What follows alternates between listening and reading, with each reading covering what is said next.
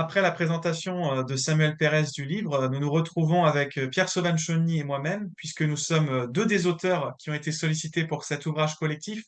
Et c'est avec grand plaisir que nous allons pouvoir discuter ensemble du contenu de nos deux chapitres. Moi, c'est le chapitre 1 qui traite de la question de la visibilité ou de l'invisibilité de Dieu. Et Pierre Sauvan, c'est le chapitre 15 qui traite de la repentance de Dieu. Est-ce que Dieu est visible ou invisible? Est-ce que Dieu ne se repent pas ou bien est-ce qu'il se repent? Est-ce qu'on pourrait essayer de réconcilier ces deux vérités qui semblent en tension dans l'Écriture? C'est ce dont on va discuter maintenant. Alors, salut Pierre Sauvan, est-ce que tu peux te présenter courtement pour nos auditeurs? Bien sûr, salut Mathieu. Je m'appelle Pierre Sauvanchoni, je suis professeur de théologie à la faculté Jean Calvin à Aix-en-Provence je suis marié depuis 16 ans. J'ai 3 enfants, 9 ans, 7 ans et puis 3 mois et demi. À mes heures perdues qui ne sont pas très nombreuses, je suis contributeur du site réformé évangélique parlafoi.fr où cette année essentiellement j'ai animé un plan de lecture biblique. C'est l'essentiel des articles que j'ai fait, c'était la mise en ligne du plan de lecture. Parce que quand C'est on fait la déjà beaucoup théologie, de... le plus important, c'est la base, c'est de lire la Bible. Et toi, Matt, alors tu as l'habitude de faire ces interviews, mais sans qu'on te voit jamais à l'écran. Est-ce que à ton tour, tu veux bien te présenter? Voilà, je suis invisible d'habitude, mais comme Dieu, parfois je peux devenir visible. Donc c'est une mathéophanie auquel vous assistez maintenant. Non, je plaisante. Je suis pasteur de l'église baptiste d'Argenteuil en région parisienne et je suis également chargé de cours à la faculté de théologie évangélique de Montréal au Québec. Et puis je suis missionnaire de Christ Church Cambridge en Angleterre. Alors Pierre Sauvan, ton article traite d'une question qui est assez complexe et qui est mise en avant dans un chapitre très intéressant de l'Écriture, à savoir 1 Samuel 15, où il nous est dit à la fois que Dieu se repent d'avoir fait Saül roi, alors que nous lisons au verset 29, celui qui est la force d'Israël ne ment pas et n'éprouve pas de regrets, car il n'est pas un homme pour avoir des regrets. Ça semble complètement contradictoire, à tel point que certains théologiens libéraux ont pu dire qu'il y avait là des couches rédactionnelles différentes, peut-être deux auteurs en tension. Alors, est-ce que tu peux nous éclairer sur ce point? Oui, absolument. Alors, la raison pour laquelle moi j'ai choisi ces deux versets dans 1 Samuel 15, c'était pour montrer que c'était dans le même chapitre, il y avait une contradiction apparente flagrante, mais en réalité, c'est une question qui traverse l'Écriture. Et donc, on aurait aussi pu prendre Genèse 6,6 en disant que Dieu se repentit d'avoir fait le monde l'opposer à Nombre, je ne sais plus, c'est au chapitre 29, je crois, en disant que Dieu n'est pas un fils d'homme pour se repentir. Donc, il y a différents passages. Là, simplement, j'ai sélectionné deux versets qui sont dans le même chapitre pour bien montrer le caractère aigu de la contradiction et aussi pour faire réfléchir parce que, en fait, ça signifie que quand on a une contradiction au sein d'un même passage, qu'en fait, instinctivement, le lecteur qui n'est pas schizophrène va se dire: «Ah, il y a un truc dans le texte, il y a un problème dans le texte». Et donc, le lecteur normal va chercher à harmoniser en se disant: «Mais comment est-ce qu'on aligne ces deux enseignements qui paraissent contraires?» Ça, c'est quelque chose qui est très important. Alors, il me semble pour tout lecteur, mais en particulier pour le lecteur évangélique de la Bible, qui croit que la Bible est la parole de Dieu et que Dieu ne ment pas. Eh bien, c'est de se dire, quand on a des choses qui sont différentes dans la Bible, qui sont d'apparence différente, qu'est-ce qu'on fait? Est-ce qu'on vit dans la tension? Est-ce qu'on se dit, bah voilà, je choisis ce que je garde pour vrai et puis le reste, je le laisse de côté? Ou bien, comme c'est la parole de Dieu, ça veut dire que la parole qui est donnée, elle est vraie, même si il faut que je réfléchisse, qu'on réfléchisse ensemble pour savoir comment est-ce que ces deux choses sont vraies, même si c'est sur des plans différents. Si on cherche des points de contact entre nos articles, ça serait sans doute la doctrine de Dieu, l'être de Dieu, d'un côté la visibilité ou l'invisibilité divine et de l'autre la repentance ou l'absence de repentance divine. Comment est-ce que on peut réfléchir à cette notion de la doctrine de Dieu à partir de ces deux notions? Ici, il me semble, et je propose d'employer le langage que tu emploies dans ton chapitre. C'est le langage, tu as cette expression dans ton chapitre où tu parles d'un langage analogique. Tu cites le texte d'Exode 33, donc dans ton chapitre, il est question, le chapitre que tu traites, tu prends 2 versets, donc là je les cite à mon tour. Ton premier verset, c'est Exode 33, verset 11, « L'Éternel parlait avec Moïse face à face, comme un homme parle à son ami. » Et au verset 20, Dieu ajouta, « Tu ne pourras pas voir mon visage, car l'homme ne peut pas me voir et vivre. » Et la contradiction apparente à laquelle tu dois faire face, c'est d'un côté, on voit d'abord que Moïse parlait face à Dieu, et ensuite, Dieu ajoute, alors que Moïse veut voir Dieu, il lui dit, bah, tu ne pourras pas voir mon visage. Donc, est-ce qu'il le voit ou est-ce qu'il ne le voit pas? Est-ce qu'il le voit face à face ou est-ce qu'il ne voit pas son visage? La réaction que tu as et le langage que tu emploies, c'est de dire que dans cet épisode étonnant, donc Dieu dit qu'il va le couvrir il va faire passer sa gloire devant lui, et il est question de la main de Dieu et du dos de Dieu, du visage de Dieu, et tu dis le langage utilisé par l'Éternel est analogique à strictement parler. Dieu n'a ni main, ni dos, ni visage. Et ça, c'est quelque chose qui est très important en doctrine de Dieu, c'est de se rendre compte que le langage de l'Écriture, en fait, il est forcé d'être un langage imagé. Tout langage sur Dieu est soit imagé directement parce qu'on prend des choses le langage, ordinairement, il sert à décrire des choses de la création, et comme Dieu n'est pas comme la création, eh bien, la manière dont on va servir du langage, il est de 2 ordres. Soit il est négatif, c'est-à-dire, on va dire Dieu n'est pas comme la création, par exemple. Habituellement, ce qu'on voit, eh ben, c'est visible, ce qu'on rencontre, c'est visible. Eh bien, on va dire que Dieu est invisible. Et en réalité, il n'y a pas de choses qu'on connaisse qui soient invisibles, ou de manière assez, on va dire le vent est invisible, on va dire que l'air est invisible, etc. Mais l'invisibilité, ce n'est pas une caractéristique commune, ordinaire de la création. Et donc, lorsqu'on dit que Dieu est invisible, on dit il n'est pas comme les créatures qui sont ordinairement visibles.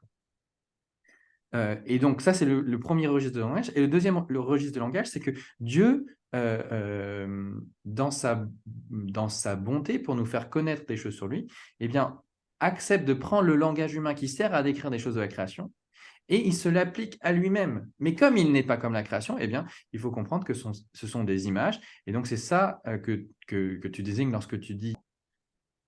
Ce qui est intéressant avec ce thème de l'invisibilité divine, c'est que les auteurs bibliques n'ont pas l'air spécialement gênés par le fait d'employer des anthropomorphismes parfois qui peuvent nous sembler grossiers, comme le dos de Dieu ou la main de Dieu. Il est même question des ailes de Dieu. Et dans le même temps, ils affirment des choses extrêmement fortes sur le fait qu'il est invisible et qu'on n'a pas le droit de le représenter. Et je crois que il ne faut pas oublier que l'une des différences majeures dans le Proche-Orient ancien entre le peuple d'Israël et les peuples païens qui l'entourent, c'est la non-représentation de Dieu. Parce que Dieu est invisible, parce qu'il a créé l'être humain en son image, il est absolument interdit de le représenter. Et de la même manière, je crois que c'est très intéressant de voir que les divinités païennes sont sans cesse dans des relations, je dirais, complexe et surtout dans une relation de changement avec la créature.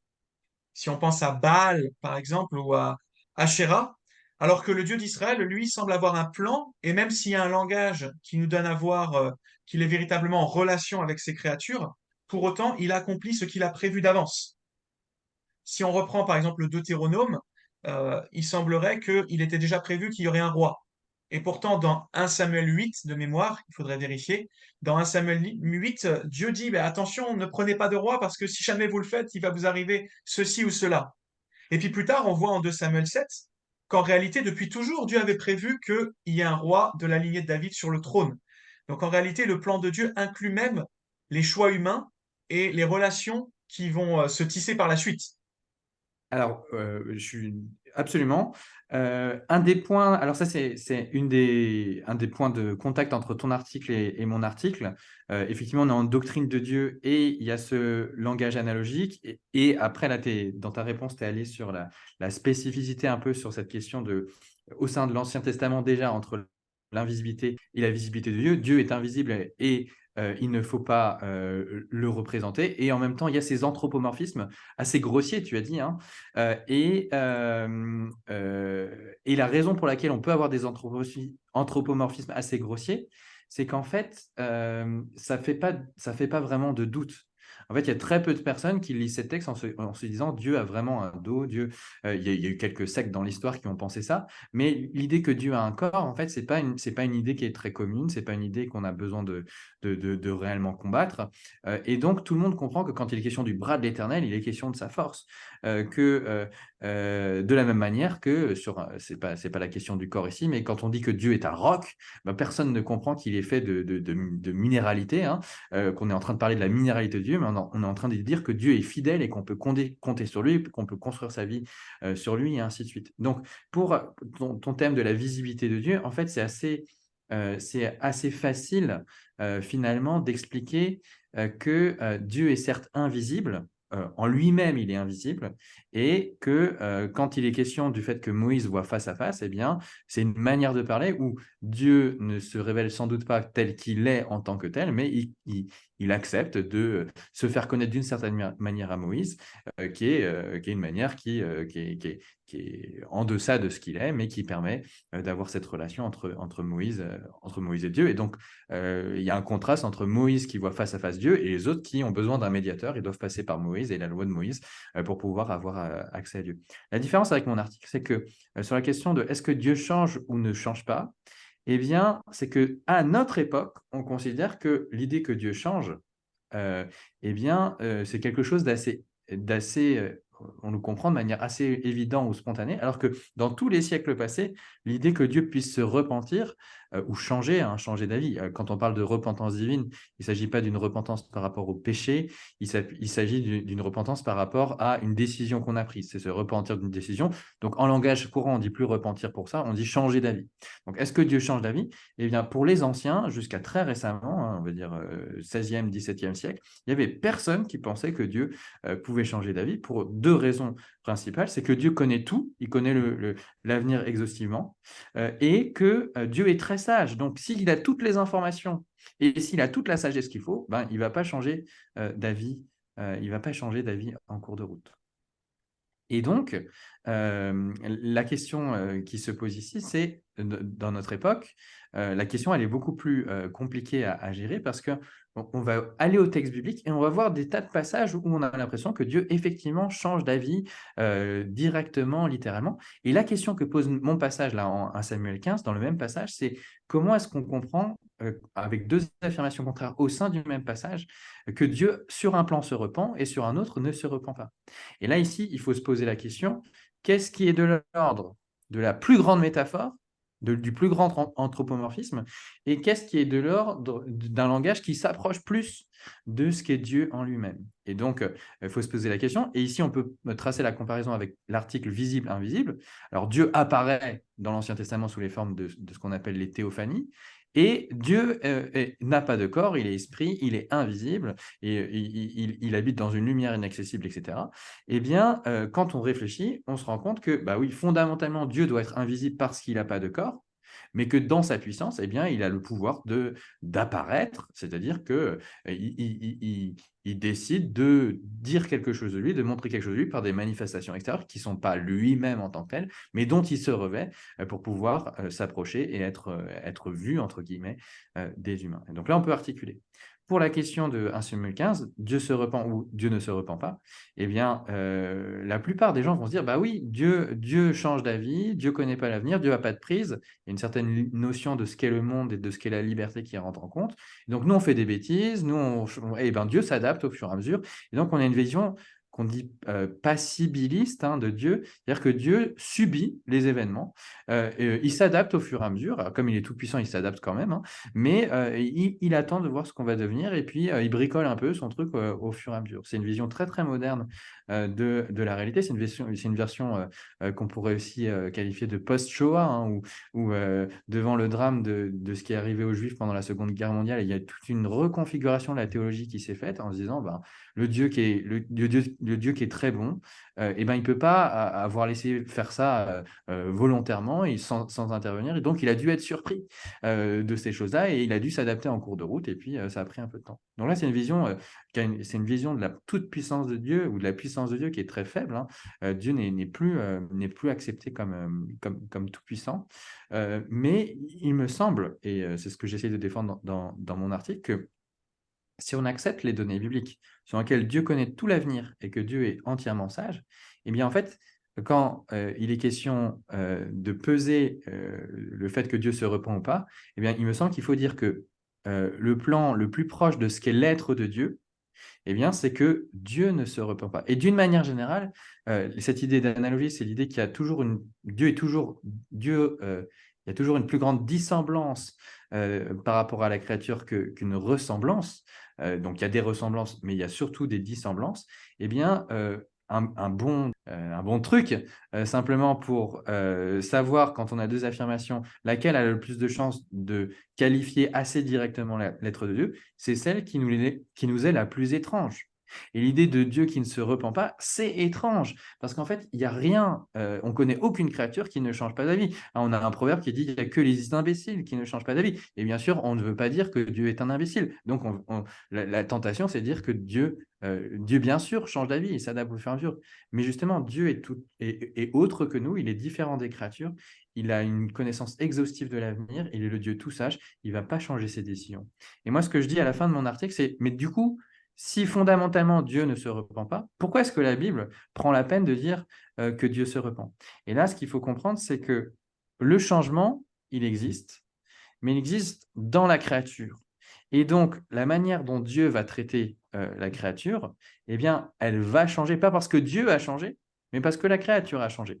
Et dans le parcours biblique que je fais dans mon article, je commence en disant que, en fait, quand Dieu décide au chapitre 15 de révoquer Saül, eh bien, en fait, dès le chapitre 12, il a dit, si les rois que je mette en place se rebellent, eh bien, je les révoquerai. Et donc, c'était quelque chose que Dieu avait déjà annoncé comme une règle. Et simplement, quand il révoque Saül, eh bien, il fait simplement dire ce qu'il a fait. Alors, j'ai une illustration pour ça. C'est celle de mon garçon qui aime jouer au Capla, 9 ans.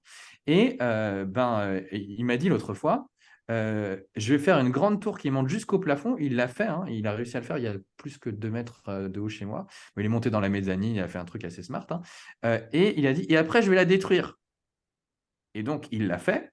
Et ensuite, il l'a détruit. Et donc, concrètement, si on observait sans avoir cet accès à son être intérieur, si je n'avais pas discuté avec lui, je me suis dit, ah, il a changé d'avis. Il a d'abord décidé de faire une tour, et puis ensuite, il a dit qu'il a pensé qu'elle était trop nulle, sa tour, alors que, et donc, il l'a détruite. Mais en fait, pas du tout. Il avait décidé dès le départ de faire sa tour jusqu'au plafond.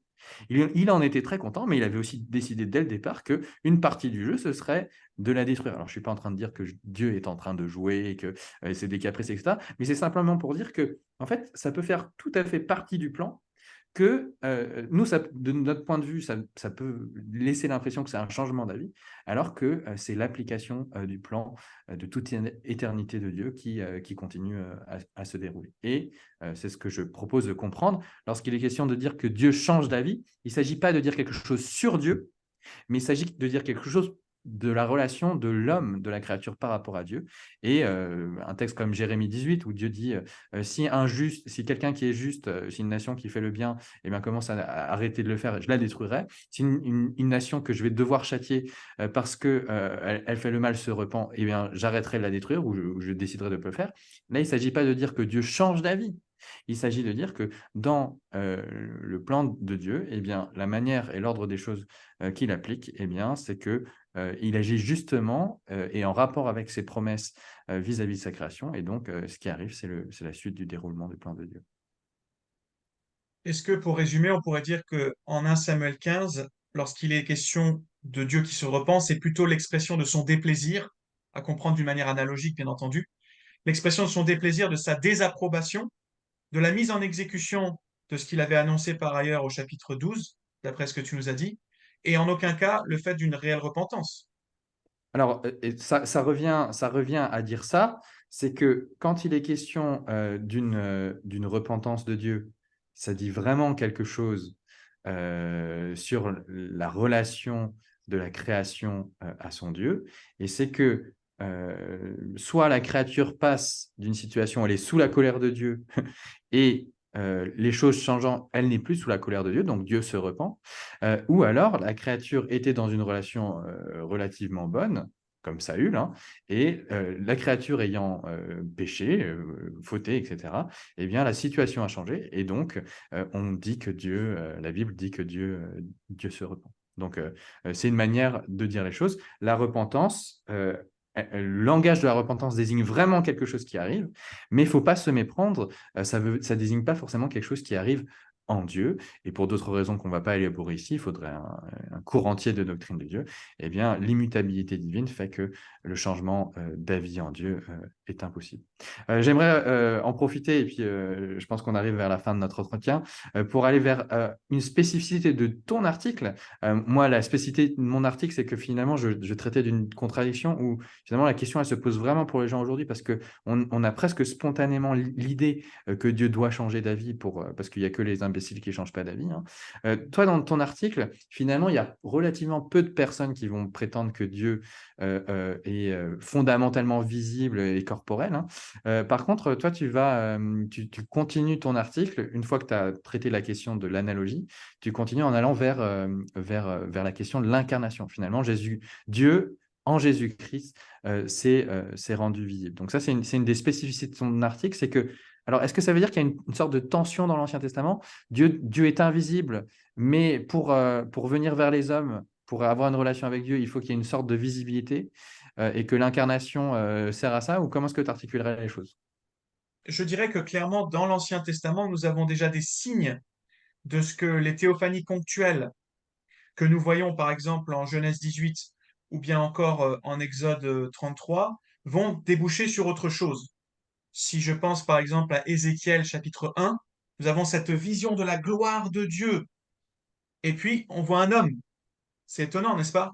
Ou encore Daniel 7, avec la vision de l'Ancien des jours et du Fils de l'homme qui vient et qui reçoit de lui l'autorité, la puissance, et ainsi de suite. Donc, il me semble qu'il y a déjà des indices dans l'Ancien Testament de ce que celui qui est dans la sphère de l'invisible, celui qui est le roi immortel et invisible, peut donner à la créature un aperçu de qui il est, toujours d'une manière analogique, et que un jour il viendra lui-même.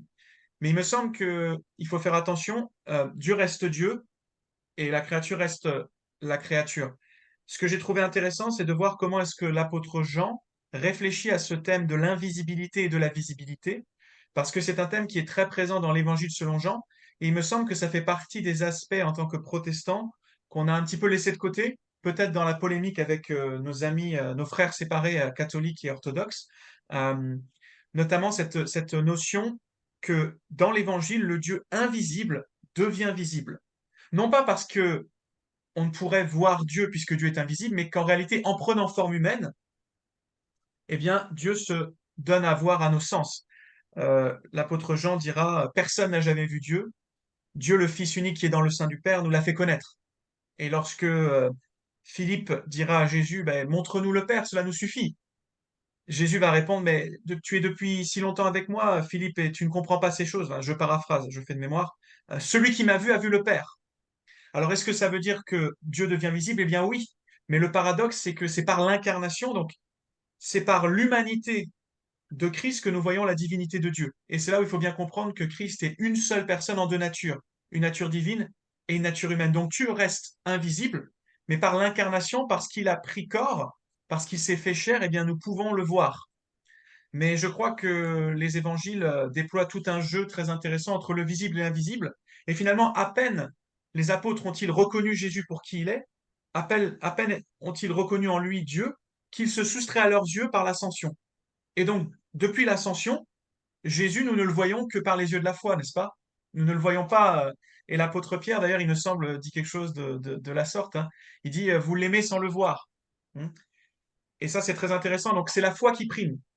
C'est la foi qui prime dans le temps entre l'ascension et la parousie, entre le départ de Jésus et le retour de Jésus. Donc l'incarnation, effectivement, c'est ce moment très particulier où Dieu devient visible, mais en même temps, sans la foi, il se soustrait à nos yeux lorsque Jésus est sur terre. Et maintenant, eh bien, maintenant, pour les yeux de la foi de ceux qui croient, effectivement, Jésus est Dieu.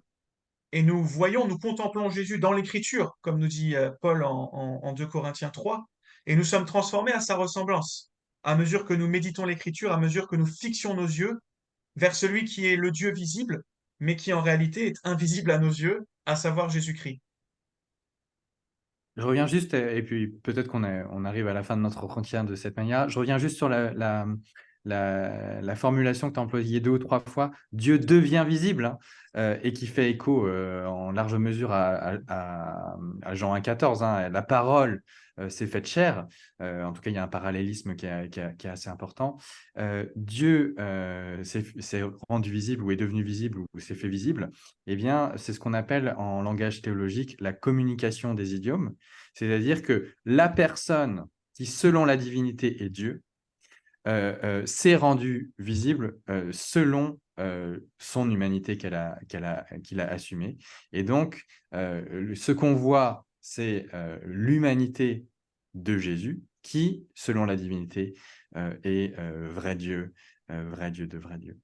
Et c'est une des caractéristiques de ton article, c'est qu'en allant vers l'incarnation, certes, il y a dans un premier temps, tu résous la difficulté Dieu est-il visible, Dieu est-il invisible, en disant il y a un langage qui est analogique et il y a une manière de parler par métaphore lorsqu'il est question de parler de Dieu face à face. Et aussi, il y a une question de gradation, c'est que les Israélites ne voyaient pas Dieu de la même manière que Moïse le voyait. Donc, par comparaison, ils le voyaient face à face, alors que les Israélites le voyaient de plus loin. Mais fondamentalement, Dieu est invisible, même s'il se donne à voir. Et puis, dans un deuxième temps, de montrer que, au point de vue de la doctrine du Christ, la personne qui est Dieu, eh bien, dans l'humanité, en assumant l'humanité, se donne à voir d'une manière qui est différente encore de ce qui était le cas dans l'Ancien Testament.